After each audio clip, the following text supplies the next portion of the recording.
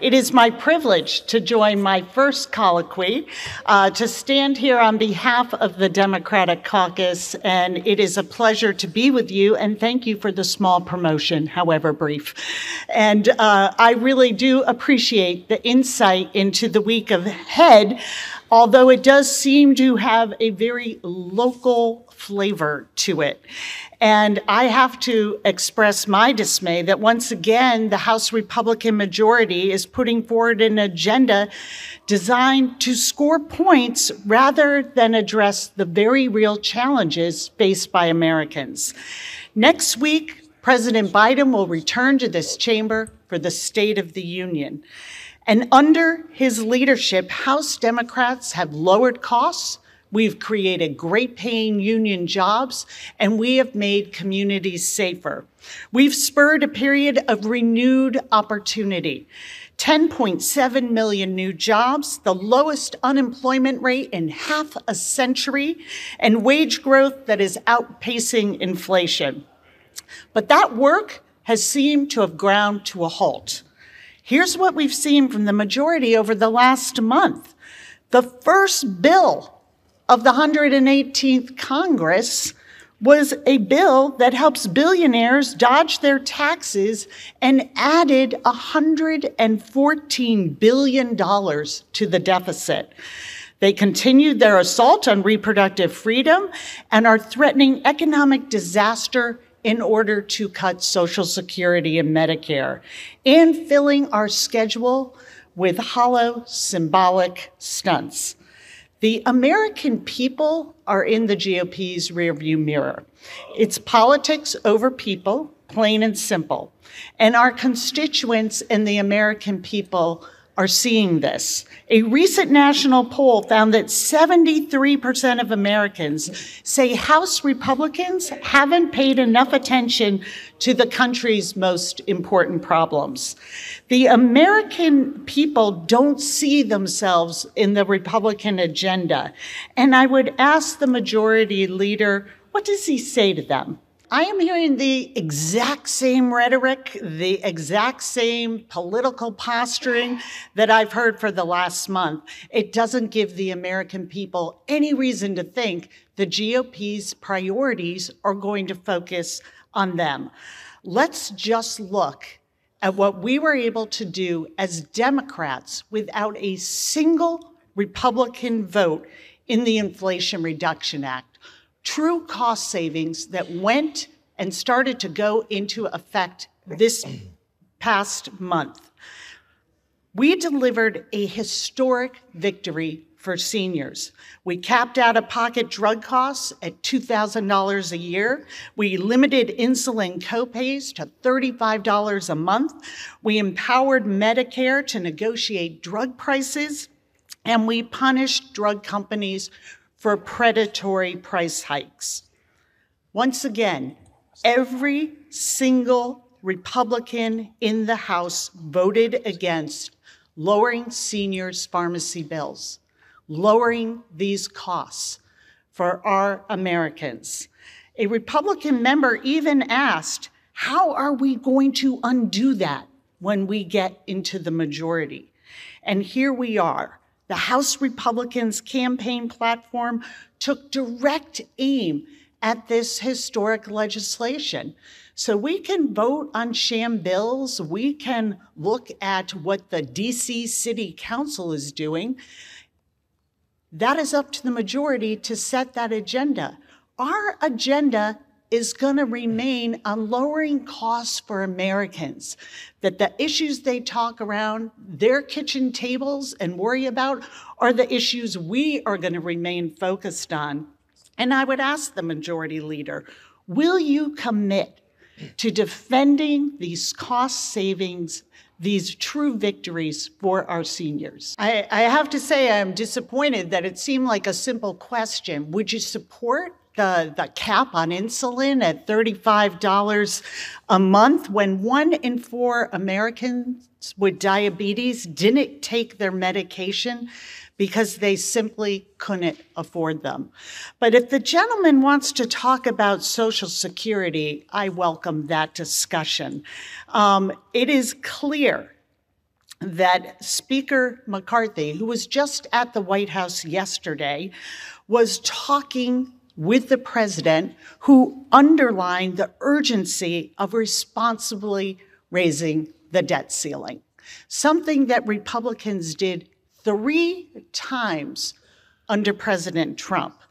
But instead, the majority seems more than ready to hold our economy hostage, to risk a global recession, to risk the full faith and credit of the United States, to gut those very programs, Social Security, Medicare, and to put more money in the pockets of the rich. They are using this debt ceiling as a smokescreen. So let's get the facts straight. This is not about new spending. This is about money we already owe. And if we want to go back to a place where Donald Trump really excelled, it was in driving up the deficit. $8 trillion in 4 years under the Trump administration. That is a quarter of our entire debt ceiling. And again, when Donald Trump was in office, spiking our debt ceiling, the debt ceiling was raised 3 times without fanfare. Who benefits from that borrowing? The rich, the very rich, and the ultra-rich. Who do you think, if we don't pay this debt ceiling, is going to take over those payments? Apparently, you think it should be our seniors on Medicare and Social Security, families who are looking for affordable housing, our veterans, our children, our planet. You don't have to take it from me. The majority has made their position perfectly clear. One Republican member said the debt ceiling is an obvious leverage point. Another said the focus of budget cuts has got to be on entitlements. The Republicans' Budget Committee chair has called for eligibility reforms to Social Security and Medicare.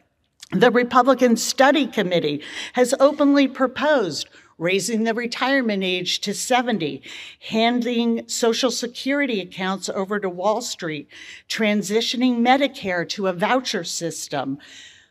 All the while, when they actually are taking action, we're back to the rich, the very rich, and the super rich. First bill passed, adding to the deficit so that billionaires and the very wealthy can avoid paying the taxes that we ask our teachers, our firefighters, our nurses to pay. And what's more, what's waiting on the agenda is a proposal to do away with the IRS. Let's do away with income tax and go to a system of a 30% sales tax. This would be devastating to families at home who are trying to put food on their table, a roof over their families, and have a basic quality of life. So I ask the majority leader, do you agree with your colleagues, or will you join Democrats and keep our seniors and everyday Americans off the chopping block? I thank the majority leader, but I have to disagree. I think the majority is well aware that there is a big difference between our responsibilities around the debt ceiling and spending discussions. And what we have seen be brought together by all the quotes from Republicans laying out that this is their leverage point to cut spending for the basics for the American people. Those are your words, not the words of Democrats or President Biden. And I would completely disagree with this idea that maintaining our full faith and credit for things that we have already agreed on, that is not a blank check. That is not something that benefits President Biden. That is basic fiscal responsibility. And what we have here is a case of hostage taking. the willingness to risk global economic destruction, to put the full faith and credit of the United States in jeopardy, to be able to reduce investments we've made in the American people. What is it you would like to reduce? There is nothing we hear. And when we point out the majority's own words that it is entitlements we're coming after, now we're saying, well, that's not our goal. But let's look at what happened under our last Republican administration. Donald Trump tacked nearly $8 trillion onto our deficit. If that had not occurred, we would not even be at our debt ceiling right now. That would be coming in several years. And $8 trillion on that deficit is a quarter of everything we owe. And when that was occurring, when the spending was going to the very wealthiest of Americans, when my colleagues were last in the majority and Donald Trump would sign their bills, there was no mention of the debt ceiling.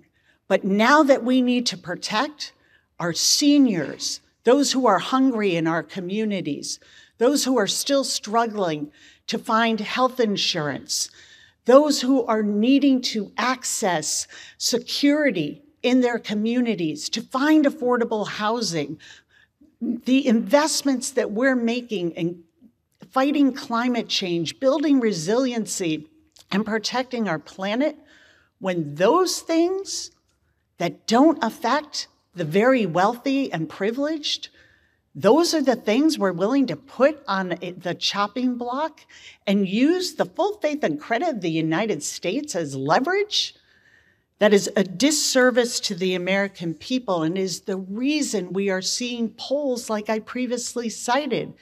The American people see they are not a part of the Republican agenda. This is about stunts, and it is about building the economy that works only for the very wealthy in this country. I would ask that the Republican majority leader look beyond the constituencies of the very wealthy. And I hope that you will find in your agenda in the coming weeks room for our seniors, room for our families, room for joining us in putting people over politics, making sure that we are working, continuing the work that we started in rebuilding our infrastructure, making an investment in jobs. We've created over 1 million jobs in the infrastructure bill every single year for the next 10 years. Those projects are going to be rolling out across this country. We've seen it already with the president's trip to Cincinnati to make sure that we are not only rebuilding our roads and bridges and investing in the American people, but expanding broadband, creating great paying jobs, creating opportunity to help the American people. Sham bills, using our full faith and credit, using the debt ceiling to continue to rig the system for the very wealthiest Americans, that's not what we're about. And I hope that we are going to begin to see an agenda from the GOP that has a glimmer of the American family reflected in it. Let's go over the basic facts here just briefly once again. What the House GOP did fight for in 2017 was a $2 trillion in tax giveaways for our largest corporations and for the wealthy, because that's who they work for. The rich, the very rich, and the super rich. And under the Trump administration, we had record job loss of 3 million jobs. So I am prepared to close if you are, but I would like to close if the gentleman yields for that. Happy to yield for that. I thank him for joining me today. I look forward to many more conversations to come. In the meantime, our caucus is thrilled to welcome the president back to this chamber on Tuesday for a State of the Union address. And we hope the majority will draw some inspiration and work with us in service of the people who sent us here. Let's put people over politics, put them back on the table here in Congress.